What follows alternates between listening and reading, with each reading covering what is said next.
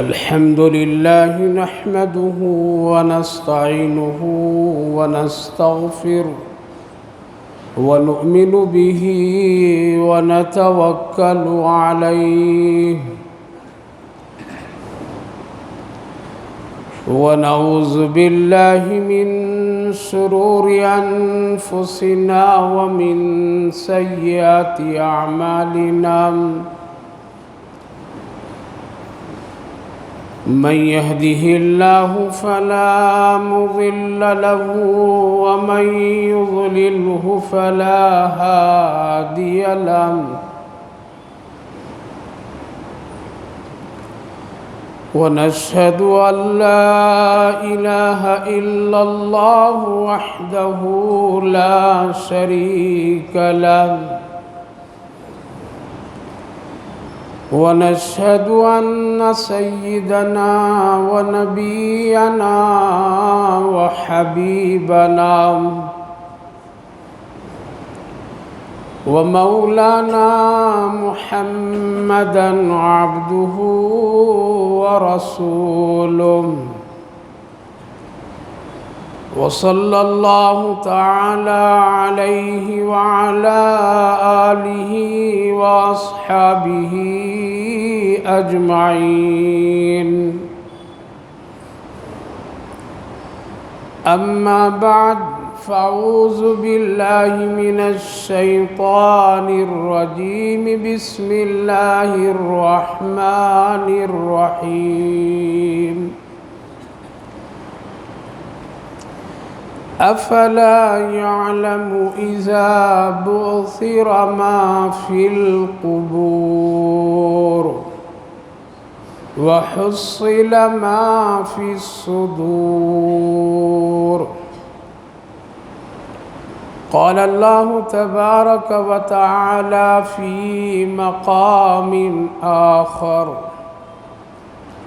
ألهاكم التكاثر حتى زرتم المقابر كلا سوف تعلمون ثم كلا سوف تعلمون كلا لو تعلمون علم اليقين لترؤن الجحيم ثم لترؤنها عين اليقين ثم لتسألن يومئذ عن النعيم صدق الله العظيم وصدق رسوله النبي الكريم ونحن على ذلك لمن الشاهدين والشاكرين والحمد لله رب العالمين۔ قابل قدر بزرگوں اور دوستوں، اللہ رب العالمین کا شکر، اس کا احسان، اس کا کرم، اس کی مہربانیاں کہ اللہ نے ہم سب کو ایمان کی توفیق نصیب فرمائی۔ ایمان میں اللہ تعالیٰ نے ہم سب کو ایک اور فضل فرمایا کہ مسجد میں آنے جانے والا بنایا۔ اللہ کا بڑا شکر احسان کہ آج جمعہ کی نماز کے لیے پہلے پہل آنے کی توفیق مرحمت فرمائی۔ اللہ تعالیٰ قبول فرمائے، آخرت کے لیے نجات کا ذریعہ بنائے، دنیا کے لیے خیر، فلاح، صلاح، ہدایت کا ذریعہ بنائے۔ جو باتیں کہی جائے، سنی جائے، اللہ تعالیٰ ہم سب کو عمل کی توفیق نصیب فرمائے۔ بھائیو اور بزرگوں، اس دنیا میں اللہ تعالیٰ نے ہم سب کو پیدا فرمایا ہے، ہمیشہ کے لیے نہیں۔ کوئی بھی کتنی بڑی ذات، کتنا بڑا انسان، کتنی شہرت یا کتنا اللہ کا قریبی بندہ، اس کو بھی اللہ نے ہمیشہ کے لیے اس دنیا میں نہیں بھیجا۔ بلکہ ایک وقت دیا، ایک ٹائم دیا، اور اس وقت پر اللہ کی طرف لوٹ کر کے جانا پڑا، چاہے وہ نبیوں کی جماعت ہو، صحابہ کی جماعت ہو، ولیوں کی جماعت ہو، عام مسلمان کی تعداد اور جماعت ہو، ایمان والوں کا ہو یا غیروں کا بھی ہو، جو بھی آیا ایک وقت کے لیے آیا ہے، اس کا ایک ٹائم مقرر ہے۔ اگر یہ جانے آنے کا سلسلہ نہیں ہوتا تو جتنے بھی اللہ کے مقرب اور قریبی لوگ تھے وہ سب دنیا میں ٹھہرے ہوتے، اس لیے ان کو تو ہدایت کے راستہ بتانے کے لیے اللہ نے پیدا کیا تھا۔ تو نبی کریم علیہ الصلاۃ والسلام کو بھی دنیا میں قیامت تک رہنا چاہیے تھا، لیکن اس نظام کو اللہ نے نہیں رکھا، بلکہ جانے آنے کا سلسلہ رکھا۔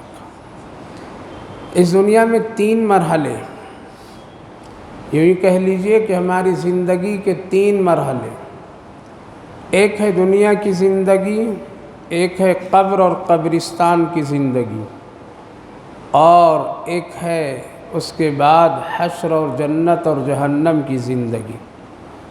یہ 3 ہی زندگیاں ہیں، 3 مرحلے ہیں، 3 منزلیں ہیں۔ ہم لوگ آئے ہیں اس دنیا میں، ایک دنیا کی ایک زندگی ہے جہاں رہنے سہنے سارا سسٹم، سارا نظام اللہ نے ہم سب کو عطا کیا ہے۔ اس کے بعد ایک ایسی خاموش زندگی، خاموش بستی ہے، ایک خاموش شہر ہے جس کو ہم اور آپ قبرستان کہتے ہیں، وہاں کی بھی ایک لمبی زندگی ہے، اور اس کا نظام کچھ دنیا کی زندگی سے الگ ہے۔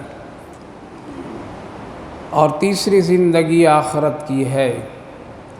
اللہ تعالیٰ نے ان تینوں زندگی سے ہم کو اور آپ کو باخبر کیا ہے، ایسا نہیں کہ چھپا رکھا ہے، ایسا نہیں کیا کہ تینوں کی زندگی ہماری مرضی پر چھوڑ دیا ہے، بلکہ اس تینوں جگہوں کی زندگیوں کے بارے میں بہت ہی واضح اور بہت ہی صاف ستھری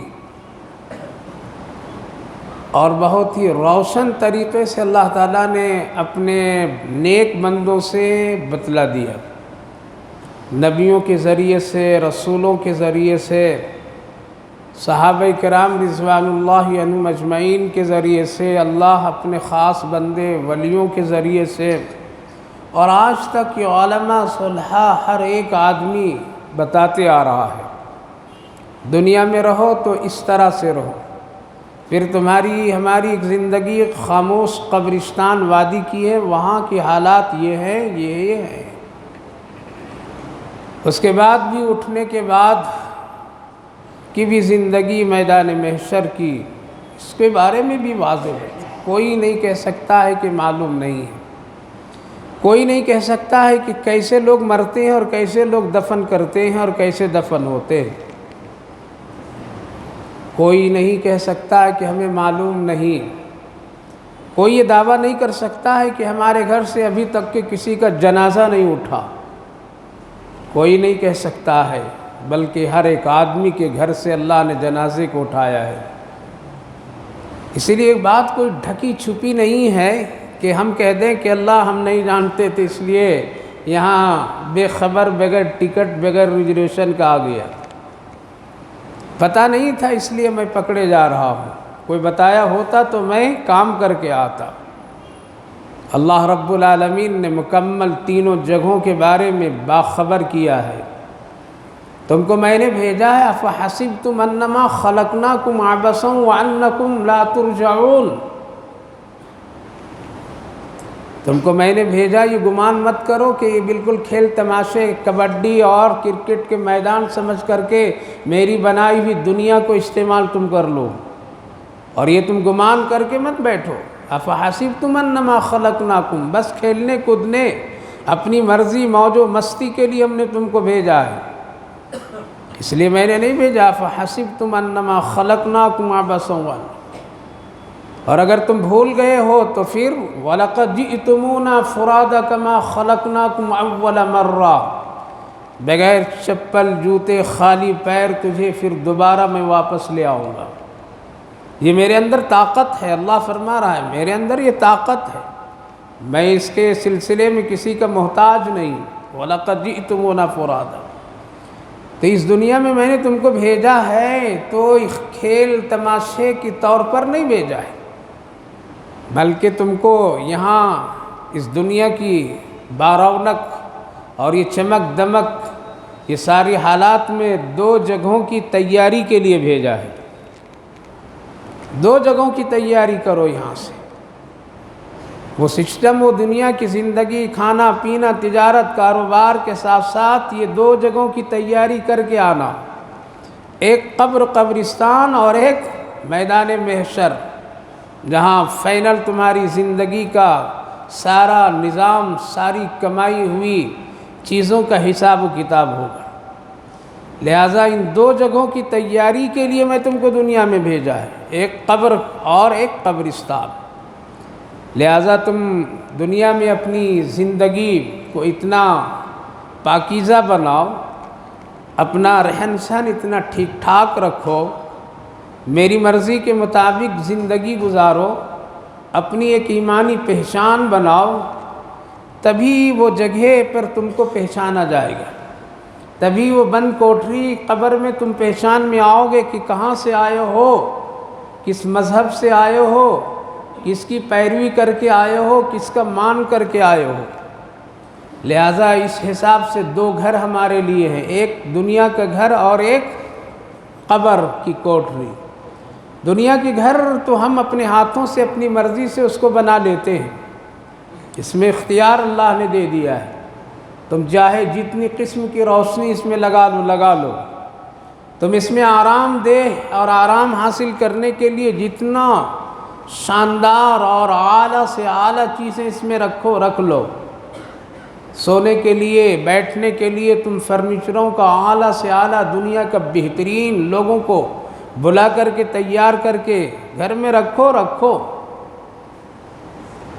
یہ دنیا کا تمہارا گھر ہے، تمہارے اختیار میں نے دیا ہے، چاہے تم چٹائی پر سو کر کے زندگی گزار لو، چاہے مخمل و قالین پر تو چل پھر کر کے گزار لو، چاہے ایک روشنی نہیں ہزاروں قمقمے اپنے گھر کو لگا کر کے سجا کر کے خوشیاں بنا لو، بہترین بنا لو، لیکن تم کو ایک دن اس سے نکلنا پڑے گا۔ دنیا میں ایسے لوگ ہیں جن کے حالات اور واقعات پڑھتے ہیں، سنتے ہیں تو تعجب کبھی ہوتا ہے اللہ والوں کو کہ شاید کہ یہ غافل تھا قبر سے، اس لیے اتنا دل لگایا اس کو بنانے میں، شاید کہ یہ کفن کے کپڑے سے غافل تھا، اس لیے اپنے پوشاک کے پیچھے اتنی محنت کیا۔ اس دنیا میں ایسے لوگ ہیں اور تھے، چلے گئے، جن کو بڑی برت اور بہت ہی اس کی داستان خوفناک اللہ نے دکھایا ہم کو، جن کے کپڑے سلنے کے لیے دوسرے ملکوں سے لاکھوں روپیہ خرچ کر کے ٹیلروں کو لوگ بلاتے تھے، اور پھر اس کے کپڑے، اس کے لباس تیار کیے جاتے تھے، جن کے سونے اور بیٹھنے کے لیے تمام جواہرات اور لوازمات استعمال کیے جاتے تھے۔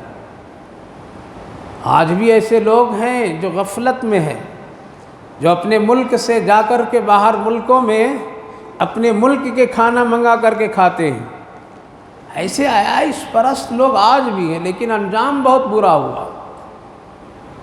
برا ہوا، جن کے پیچھے ہزاروں خادم خادمہ اور نوکر اور چاکر، ایسا اللہ نے اس کی عبرت دنیا میں بنائی کہ اس کا کفن دینے والا بھی کوئی نہیں اور جنازہ اٹھانے والا بھی کوئی نہیں ملا۔ ایسے لوگ ہیں، داستان پڑھیے، ملک کے لوگ گزر گئے کہ جن کے پیچھے ہزاروں لوگ گھومتے تھے، ہزاروں لوگ رہتے تھے۔ دو نام بتا رہا ہوں، سنیے، جس کو خوب دنیا جانتی تھے تو وہ مسلمان، لیکن جب اللہ کی دی ہوئی نعمتوں میں بھول کر کے آخرت کو جب بھلا دیا تو انجام بہت برا بنا دیا اللہ نے۔ ایک نام معمر قذافی، لیبیا کا بادشاہ گزرا، کیا شان، کیا ٹھاٹ، کیا باتیں ان کی تھی، جن کے پیچھے سینکڑوں لوگ، سواریاں، قیمتی سے قیمتی کاریں، ہزاروں خادم، حسینائیں، سب کچھ تھے اس کے پاس، لیکن جنازہ اٹھانے والا آخر میں کوئی نہیں ملا۔ جو سڑک کے ایک سرنگ میں جا کر کے جس کی موت ہوئی، نہ محل کام آیا نہ کچھ بھی۔ دوسرا نام ایک بہت ہی طاقتور انسان سمجھا جانے والا صدام حسین بھی گزرے ہیں، کیا حال ہوا دیکھا؟ میرے بھائیو بزرگوں، حالات ایسے ہیں، اور پھر اس سے پہلے بھی لوگوں کے حالات ایسے ہی گزرے ہیں۔ عرض یہ کرنا ہے کہ یہ دنیا کا گھر ہمارا اور آپ کا، ہم اس کو جیسے چاہیں سجا لیں، اس کو جس طرح سے چاہیں ہم روشنی سے خوبصورت بنا لیں، جس طرح سے چاہیں اس کو رنگ و رنگت اور پینٹ سے ہم اس کو خوبصورت بنا لیں، جتنا آپ کی مرضی ہو، جتنی دولت اس پتھر اور اس اینٹ کی دیوار پر آپ خرچ کر سکتے ہیں کر لیجئے، لیکن یہ سب کے سب دنیا کی چیزیں ہیں، فنا ہونے والی ہے، چھوٹنے والی ہے۔ لہذا ایک مسلمان کا گھر کیسا ہونا چاہیے اس دنیا میں؟ اس کا گھر ایسا ہونا چاہیے کہ گھر کے دروازہ کو دیکھ کر کے پتہ چلے کہ اس گھر میں ایمان والے لوگ رہتے ہیں، اس کے در و دیوار سے یہ معلوم ہو کہ یہاں پر اللہ کی فرما بردار بندے اور بندیاں رہتے ہیں، فضول خرچی کرنے والے نہیں رہتے ہیں۔ ایک ایک کونے کونے سے ذکر اللہ کی صدائیں صبح و شام نکلنے والا ایسا گھر مسلمان کا ہونا چاہیے۔ مسلمان اور ایمان والا کا گھر کیسا ہونا چاہیے؟ علماء کرام فرماتے ہیں کہ اس گھر میں اللہ کے مرضی کے خلاف کوئی کام نہیں ہونی چاہیے، کوئی کام نہیں ہونی چاہیے۔ مسلمان کا گھر ایسا گھر ہونا چاہیے کہ ایمان والے کا گھر ایسا ہونا چاہیے کہ رحمت اور عرش کے فرشتے اس کو اوپر سے اس طرح دیکھیں جیسے زمین والے ستاروں کو دیکھ لیتے۔ مسلمان کا گھر پاک صاف رہنا چاہیے، کس چیز سے؟ ظاہری اور باطنی دونوں چیزیں سے۔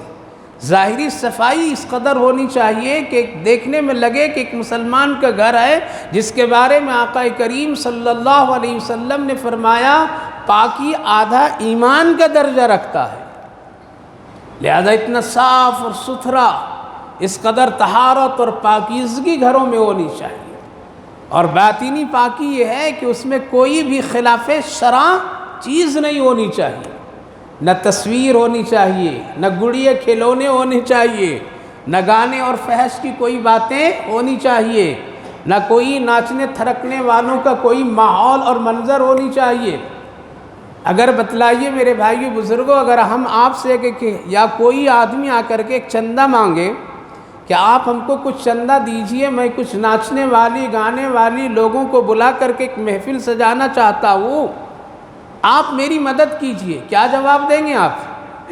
آپ کا جواب ایمانی تقاضے سے یہ ہے کہ آپ کہیں گے اس میں چندہ دینا میرے لیے جائز نہیں ہے، کیونکہ آپ گانے کی محفل لگانے کے لیے جا رہے ہیں، آپ ناچنے والیوں کو بلانا چاہ رہے ہیں، آپ گانے بجانے طبلے تبال والے لوگوں کو بجانے چاہ رہے ہیں، اس میں مسلمان کا پیسہ لگانا حرام اور ناجائز ہے، یہی تو جواب ہے۔ یا آپ دے دیں گے کہ نہیں لیجئے، آپ کیجئے، اس کو شوق سے کیجئے، بہت اچھا کام کر رہے ہیں، یہی تو جواب ہوگا کہ نہ یہ نہیں کہا اس میں نہیں دوں گا۔ لیکن اس کے مقابل میں ہمارا گھر گانے والا گھر ہے یا نہیں ہے؟ ہمارے گھر میں گانے بجانے کی کیفیت ہے یا نہیں ہے؟ ہمارے گھر میں فلمی دنیا کے ناچنے والوں کی تصویریں چھلک رہی یا نہیں رہی ہے؟ 24 گھنٹوں میں سے یوں کہہ لیجئے کہ کم سے کم 12 گھنٹے اس میں ہمارا گھر گناہ میں آلود ہے یا نہیں ہے؟ وہاں خرچ کرنا، یاد رکھیے جس طرح سے ایک عام محفل گناہ کے لیے اگر کوئی آپ سے پیسہ مانگتا ہے اور آپ یہ کہہ کر کے اس کو منع کر دیتے ہیں کہ اس میں دینا ناجائز اور حرام ہے، ہم نہیں دیں گے، یہ ہمارا اسلام ہماری شریعت کا حکم ہے، ہم نہیں دیں گے۔ اسی طرح سے کیبلوں میں پیسہ خرچ کر کے لا کر کے پھر گندے کام کو دیکھنا، فلم دیکھنا یا موبائل میں دیکھنا یا گھر میں دیکھنا یا کہاں بھی دیکھنا، یہ سب کیا ہے؟ یہ بھی ناجائز اور حرام ہے، یہ بھی ناجائز اور حرام ہے۔ لہذا ایک مسلمان کا گھر باطنی اعتبار سے ایسا پاک صاف ہونا چاہیے کہ اس میں کسی طرح سے گناہ کا عمل نہیں ہونا چاہیے۔ اللہ کے رسول صلی اللہ علیہ وسلم نے اسی لیے فرمایا تمہارے گھروں میں تصویریں نہیں لگی ہوئی ہونی چاہیے، تمہارے گھروں میں کسی طرح سے ایسے کوئی فحش کام نہیں ہونی چاہیے، کیونکہ ایک مسلمان ہونے کے ناطے آپ کے لیے ضروری ہے کہ وہاں رحمت کے فرشتے رہتے ہیں، اس کو تکلیف مت پہنچائیے۔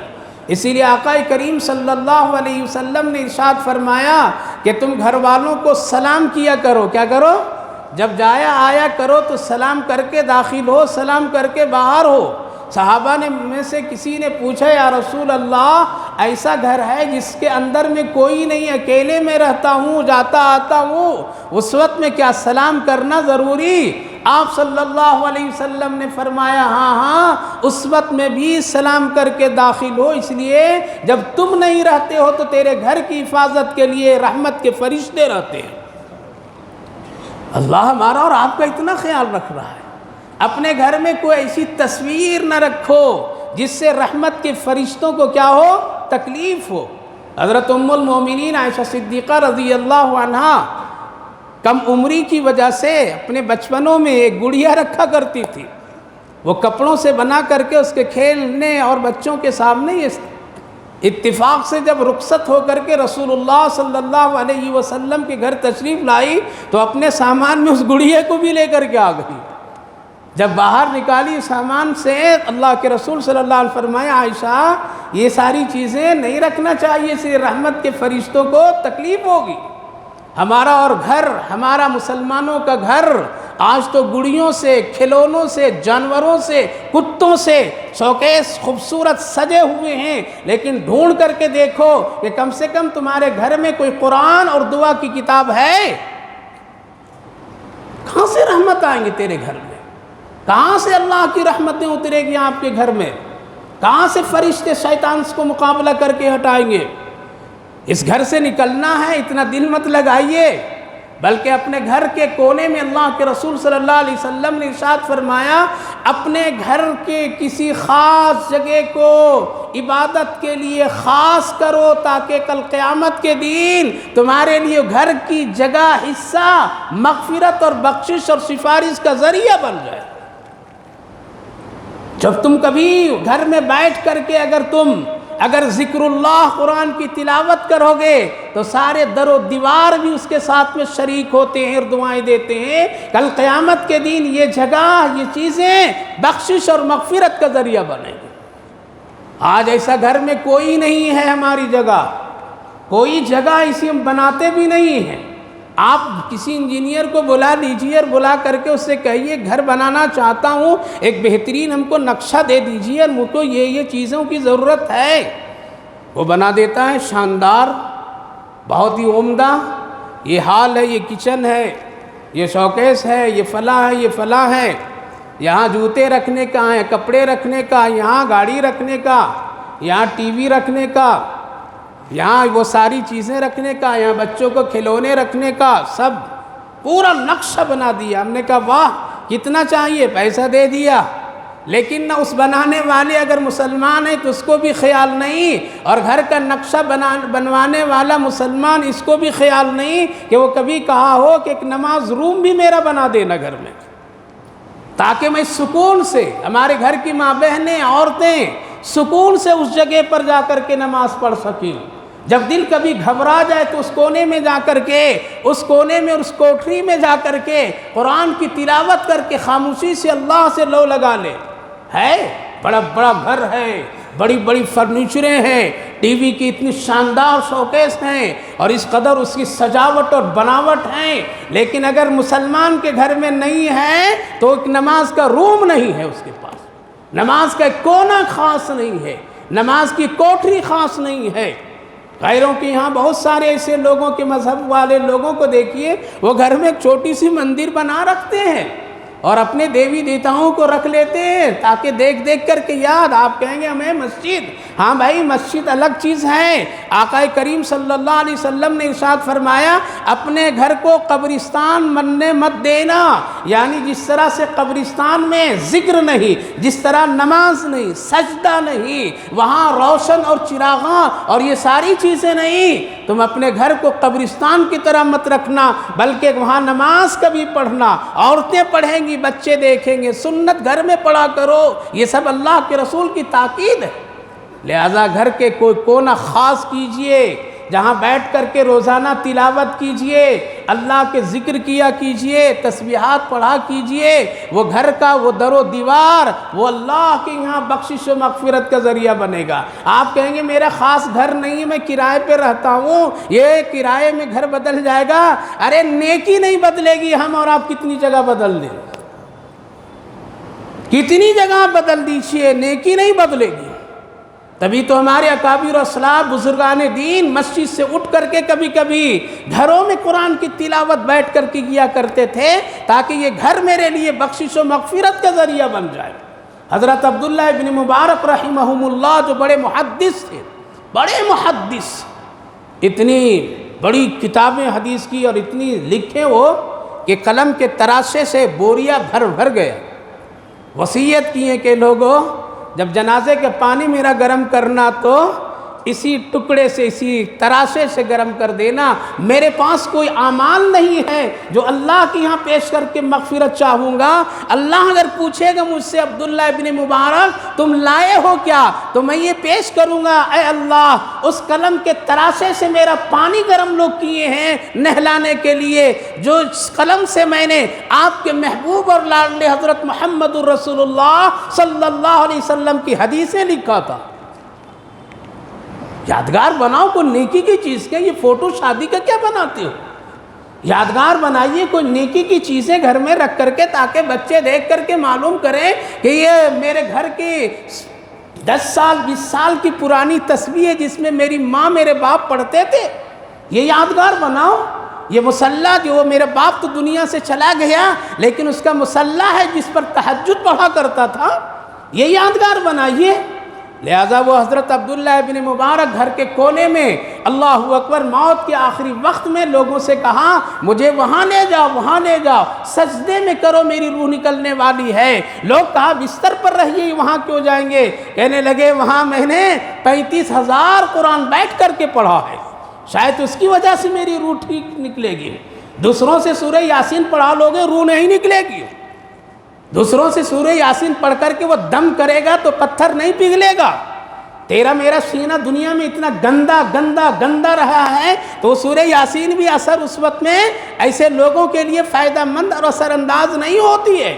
اس لیے میرے بھائیو بزرگوں گھر کے حالات کو بدلیے, گانے بجانے سے بچائیے, فحش فلموں دیکھنے سے اپنے بچوں کو بچائیے. اس لیے کہ یہاں سے نکل کر کے کہاں جانا ہے, کہاں جانا ہے؟ امریکہ جانا ہے. کہاں لوگ لے جائیں گے؟ دیر کریں گے؟ ایک دن بھی, ایک گھنٹہ بھی نہیں, ایک منٹ بھی دیر نہیں. کیا ادھر روح نکلی ادھر کفن تیار, لاؤ کفن. کہاں ہے غسل کرنے والا؟ جلدی سے بلاؤ. کون ہے قبرستان میں قبر کھودنے والا؟ اس کو اطلاع کر دو. رشتہ داروں کو بلاؤ, یا اللہ رکھو 10-5 مہینہ رکھ لو. یہ تیرا باپ ہے, اتنا شاندار تیرے لیے گھر بنا کر کے رکھ دیا, ذرا اس کو ٹھہرنے تو ذرا 3 دن. لیکن نہیں, کیوں؟ اس گھر سے نکل کر کے کہاں جانا ہے؟ قبر جانا ہے. اللہ نے فرمایا الہاکم التکاثر حتی زرتم المقابر. خبردار خبردار, تم کو دنیا کی چمک دمک, مال اور دولت کی کثرت نے تم کو قبر اور قبرستان سے غافل کر دیا ہے. تم غافل ہو, تم دیکھتے نہیں جنازہ اٹھتے ہوئے, قبر میں جاتے ہوئے لوگوں کو نہیں دیکھا. تم غفلت میں پڑے ہو مال اور دولت کی کثرت کی وجہ سے. یہ سدا رہنے والا ہے, یہ سدا ہمارا ہے. الہاکم التکاثر حتی زرتم المقابر. اگر اسی غفلت میں رہو گے ایک دن تجھے قبرستان کی زیارت کرنی ہے. آگے ایک سورت میں اللہ فرمائے افلا یعلم اذا بوصر ما فی القبور وحصل ما فی الصدور۔ یاد رکھو، غفلت میں نہ رہو، قبر سے تم کو اٹھنا ہے۔ کیا ہے؟ افلا یعلم اذا بوصر ما فی القبور وحصل ما فی الصدور۔ اس وقت جتنے چیزیں تم سینے میں چھپا رکھے ہو وہ سب ظاہر ہو جائیں گے اپنے آپ۔ قبر ایک ایسی چیز ہے میرے بھائی بزرگوں، جہاں انسان کے خود کے اعمال کام آتے ہیں، دوسرے کے اعمال سے اس کو کچھ فائدہ نہیں ہوتا ہے۔ آپ ذرا سا احسان ثواب کر دیں گے تو کچھ فائدہ ہوگا وقتی، لیکن دائمی فائدہ نہیں ہوگا۔ قبر کے حالات جتنے آپ دنیا میں اچھے اعمال کریں گے اتنے ہی وہاں ایٹومیٹک اپنے آپ وہ بنتا چلا جائے گا۔ جو کچھ آپ اپنے طور پر میں یہاں قبر کے لیے رکھیں گے، بنائیں گے، سجائیں گے، وہی لے کر کے آپ جائیں گے۔ اس کی ایک مثال کبھی واقعے میں سنایا تھا کہ بادشاہ نے ایک مرتبہ جب کہا تھا کہ لوگوں تم مجھ سے محبت کرتے ہو، تو پورے مجمع میں ہاتھ اٹھایا۔ ہاں ہاں بادشاہ، کیوں نہیں، آپ سے دل و جان سے محبت کرتا ہوں۔ کیا کرتا ہوں؟ بہت محبت کرتا ہوں۔ جیسے ابھی دیکھیں نا گلیوں میں نکل گئے ہیں، محبت، مسجد خالی، گلی آباد، محبت کرتا ہوں بادشاہ، حکم کیجئے کیا کرنا ہے۔ آگے کچھ بھی نہیں کرنا ہے، 3 لوگ آؤ میرے پاس۔ کتنے لوگ؟ 3۔ اے تم آ جاؤ، تم آ جاؤ، تم آ جاؤ۔ 3 کو اٹھائے، بڑی محبت کی چیخ رہے ہو، نعرے لگا رہے ہو، آؤ۔ کیا حکم ہے؟ کہا کہ بس میرا جو باغ ہے ملک میں، وہاں سے کیا کرو، پھل لے کر کے آ جاؤ، اچھے اچھے، میرے کھانے کی دل چاہ رہا ہے، اچھا لانا، خراب نہیں لانا۔ اور یہ لوگ بڑے بڑے تھیلے دے دیے، لے کر کے گئے وہ لوگ۔ کہا کہ بادشاہ بڑا بیوقوف آدمی، کھاتا ہوتا نہیں، خالی ہم لوگ پریشان کرتا رہتا ہے۔ تو ایک آدمی نے کیا کیا، خالی نیچے کا سڑا گلا پھل لایا اور اوپر میں اچھے اچھے رکھ دیا، جیسے آج ہم لوگ کرتے ہیں نا، دھوکہ دینا۔ کہا کہ اگر دیکھے گا بادشاہ تو اوپر سے 2-4 پھل دیکھ لے گا، نیچے ہاتھ ڈال کر کے کہاں وہ دیکھے گا کہ اچھا ہے یا برا ہے۔ اور وہ کھاتا ہوتا نہیں، صرف ہم لوگوں کو پریشان کرنے کے لیے کرتا ہے۔ آج مسلمانوں کا ایک طبقہ یہی ہے، اللہ اگر دیکھ لے گا تو کسی کو نے فاتحہ پڑھ دیا ہوگا اس سے مغفرت کر دے گا، یا جمعہ میں امام صاحب دعا کر دیں گے سارے مرحومین کی مغفرت، کام ہو جائے گا۔ ارے اتنی آسانی سے اگر مغفرت ہو جاتی تو حضرت عمر رضی اللہ عنہ مغفرت کے لیے گڑ گڑاتے نہیں، وہ تو نبی کے سب سے زیادہ قریب تھے۔ بادشاہ تھیلا دے دیا، کہا کہ یہ کھاتا ہوتا، کچھ نہیں، کھا لیا اسے، اوپر میں چند پھل اور نیچے سارا خراب۔ دوسرا نے کہا کہ 50-50 کر لو۔ کیا کرو؟ آدھا خراب آدھا اچھا، دیکھے گا اوپر والا اچھا اندر والا خراب۔ ہم لوگ بھی 50-50 مسلمان ہیں، 50 بھی نہیں، 90% مسلمان نہیں، صرف چہرہ مہرہ جمعہ کا مسلمان ہو، حقیقت بول رہا ہوں۔ باقی سروے کر لیجئے اپنی زندگی کا، قسم خدا کی 1% بھی ہم شریعت پر عمل کرنے والے نہیں ہیں، 1% بھی کوئی سنت کے مطابق زندگی گزارنے والے مسلمان نہیں ہیں۔ جھوٹ بولنا ہماری عادت بن گئی، دھوکہ دینا ہماری عادت بن گئی ہے، جہیز لینا ہماری عادت بن گئی ہے، فضول خرچیاں کرنا ہماری عادت بن گئی ہے۔ مردے کے نام پر کھانے والا کوئی مسلمان ہو سکتا ہے؟ ایسے حالات ہیں۔ 50-50 کر لو تو آدھا اچھا آدھا خراب، ٹھیک۔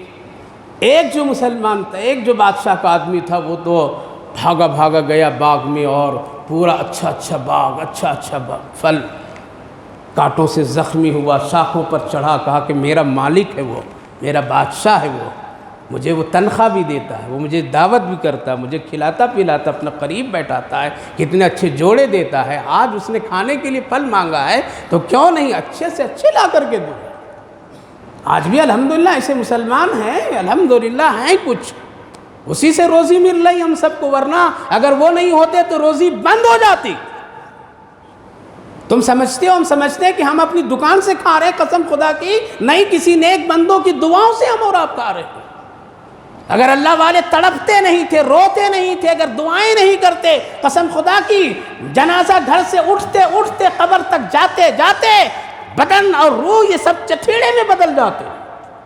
ایسے گناہ سے ہم اپنے بدن کی پرورش کر رہے ہیں، ایسے گناہوں سے ہم اپنے خواہشات کی تکمیل کر رہے ہیں۔ یہ تو نبی کا صدقہ اور دعا ہے کہ اللہ کے رسول نے فرمایا اے اللہ میری امت کا عذاب لوگوں کے سامنے ظاہر نہیں ہونے دیجیے گا، اس لیے بچ جا رہے ہیں۔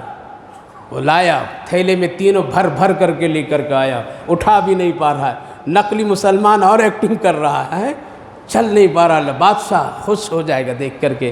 لایا، لانے کے بعد میں پہنچایا، بادشاہ یہ میرا یہ میرا یہ میرا، کہا کہ اس کو 3 کوٹریوں میں بند کر دو قید خانے میں، کہا تینوں کو کوٹریوں میں بند کرو قید خانے کے۔ ارے یہ کیا سزا، آپ کے لیے اتنی محنت کی ہے سزا؟ ہاں تیری یہی سزا ہے، محبت کے دعوے میں سزا ہے، محبت کے دعوے میں امتحان ہے۔ اللہ ایسے ہی نہیں بندوں کو اپنا قریب کرتا ہے۔ بند کوٹری میں اس کو قید خانے میں ڈالو، باہر سے کچھ کھانا پینا نہیں دینا، جو کچھ یہ لایا ہے تھیلے میں یہی کھائیں، مجھے ضرورت نہیں۔ اے لوگوں غلط فہمی میں پڑھنے والوں، یہ سوچنا نہیں کہ زکوٰۃ ہم دیتے ہیں تو اللہ محتاج ہے، صدقہ ہم دیتے ہیں تو اللہ محتاج ہے، غریب کو دیتے ہیں تو اللہ محتاج ہے، اللہ محتاج نہیں ہے۔ تم دیتے ہو، نماز پڑھتے ہو، صدقہ کرتے ہو، خیرات کرتے ہو، یہ ہمارے اور آپ کے فائدے کے لیے ہے، اللہ کسی چیز کا محتاج نہیں۔ باہر سے کچھ بھی نہ دینا، بند کوٹری میں رکھ دو، کھائیں گے کیا؟ جو لوگ یہ لائیں گے یہی کھا لیں۔ اب گیا وہ سڑا پھل والا، 2-3 دن کھایا ختم ہو گیا، اے لوگو دو دو دو دو ذرا بھوکا ہوں بھوکا ہوں بھوکا ہوں۔ جو آدھا 50-50 والا 15 دن تک چلا، باقی جو فل بہترین لایا تھا بادشاہ کے لیے وہ مزے سے کھا رہا ہے، کیا ہے؟ مزے سے کھا رہا ہے، کوئی پریشانی نہیں، خوب اچھے سے کھا رہا ہے، کسی کے سالے ثواب کی ضرورت نہیں۔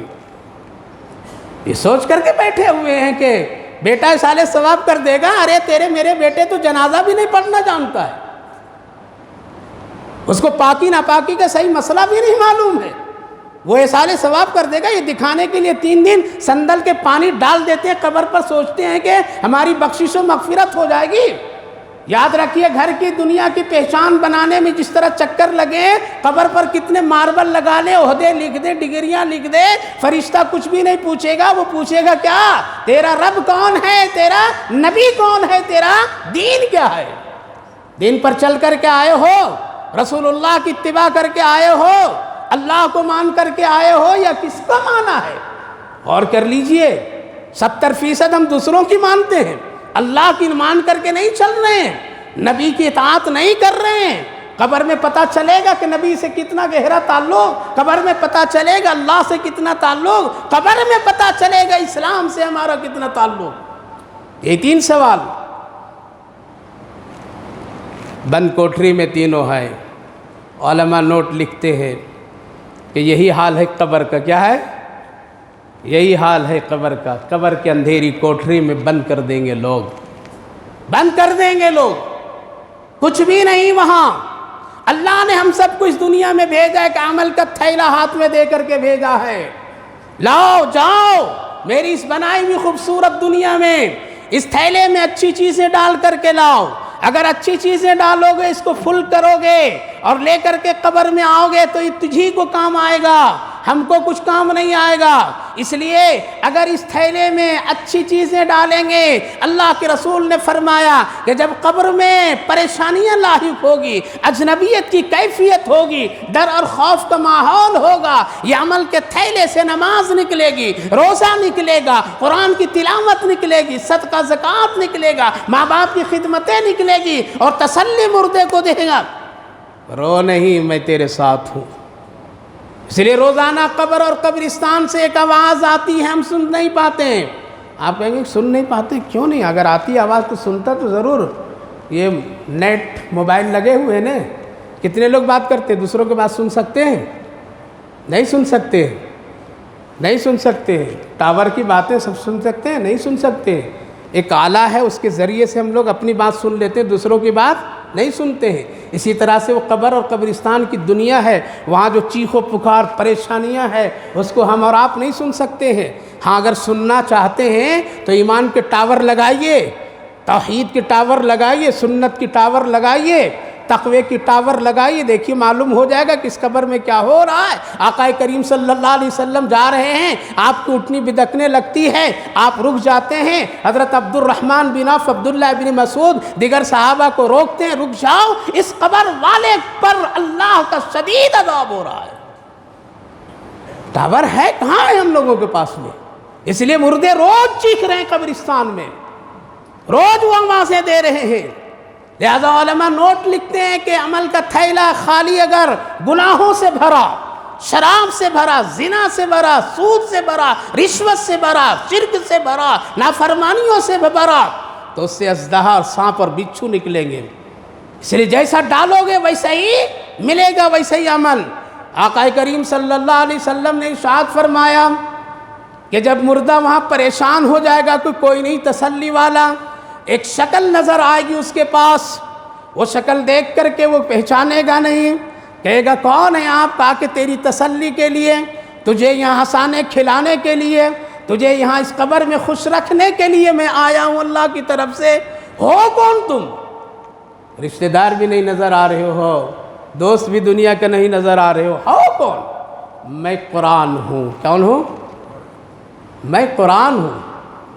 سب دنیا میں لگے تھے اس وقت تم مجھے پڑھا کرتا تھا، آج تیرے پاس کوئی نہیں ہے تو اللہ نے کہا میرے اس بندے کا دل لگاؤ، جاؤ دل لگاؤ۔ قرآن کو چھوڑ کر کے موبائلوں میں پڑھنے والا، اے مسلمانوں ایمان پر خاتمہ نہیں ہوگا ایسے لوگوں کو۔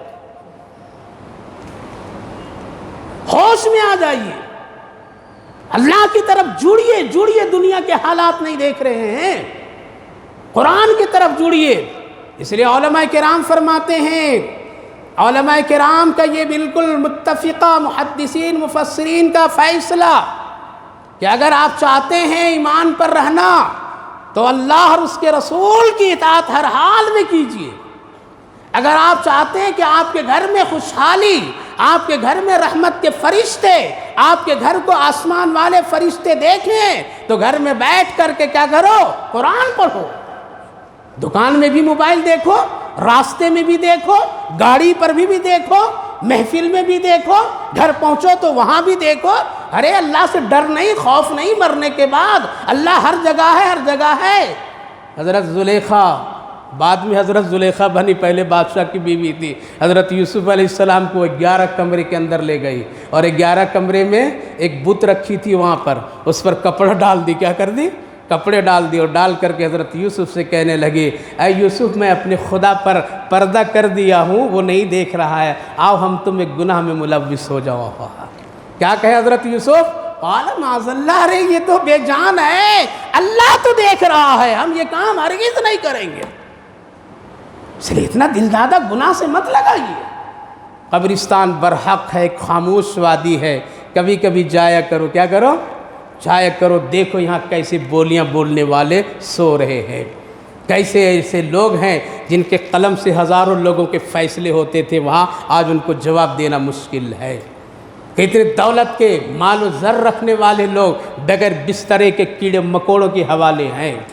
چاہیے اس خاموش وادی میں، اس لیے جب دنیا تجھے کبھی اپنی طرف کھینچے اس وقت قبرستان جایا کرو۔ صحت پر غرور اور گھمنڈ کبھی آ جائے، ہم بڑے اچھے، بڑے خوبصورت، ہینڈسم، تو کسی مریض کی عیادت کر لو، آقا نے فرمایا۔ اور دولت کی نشے میں اگر تجھے کبھی شیطان آگے بڑھا دے کہ میرے پاس بہت ہے، تو اپنے رشتہ دار یا کبھی قریبی غریب کو جا کر کے دیکھ لینا، پتہ چلے گا اس کا بھی مالک وہی ہے، وہ میرا مالک ہے، وہی اس کا مالک ہے۔ مجھ کو روزی دولت دی ہے، اس کو غریب بنایا ہے، پلٹ بھی سکتا ہے اللہ تعالیٰ۔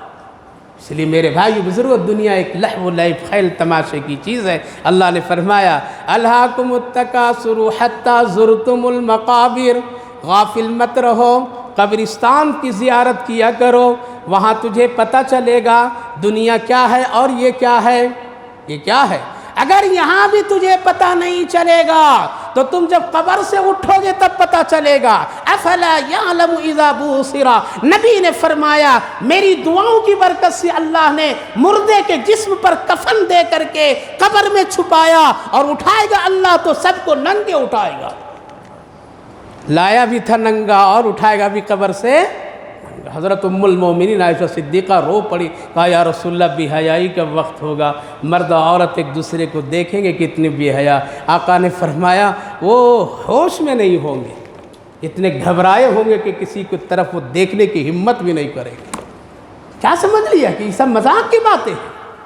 صحیح ہو جائیے، نمازی بن جائیے، نمازی بنائیے، جھوٹ کو بند کیجیے، ہمدردی پیدا کیجیے، اللہ سے جڑیے۔ اس وقت اللہ کے سوا کوئی بچانے والا نہیں ہے، نہ تیرا نیتا بچائے گا، نہ تیرا M P M L A بچائے گا تجھے، نہ تجھے تیرا کونسلر بچائے گا، نہ تیرا کوئی مفتی عالم پیر صاحب بچائیں گے۔ بچانے والے اس وقت صرف اللہ ہے۔ دنیا اس وقت اس قدر کھڑی ہے، ظالموں کے ہاتھ میں اللہ نے دے دیا ہے، یہ بندے میرے نہیں مانیں گے، تو منا دے اس کو۔ اس لیے میرے بھائی بزرگوں، تین چیزوں کو ہمیشہ یاد رکھو، ایک دنیا کا گھر، دوسرا قبر، تیسرا حشر۔ یہ تین چیزیں جب یاد رہے گی انشاءاللہ زندگی صحیح ہوگی، ایمان کی طرف آؤ گے اللہ اور اللہ کے رسول کی اطاعت کی طرف۔ اللہ آپ کو بھی ہم کو بھی اس کی توفیق نصیب فرمائے۔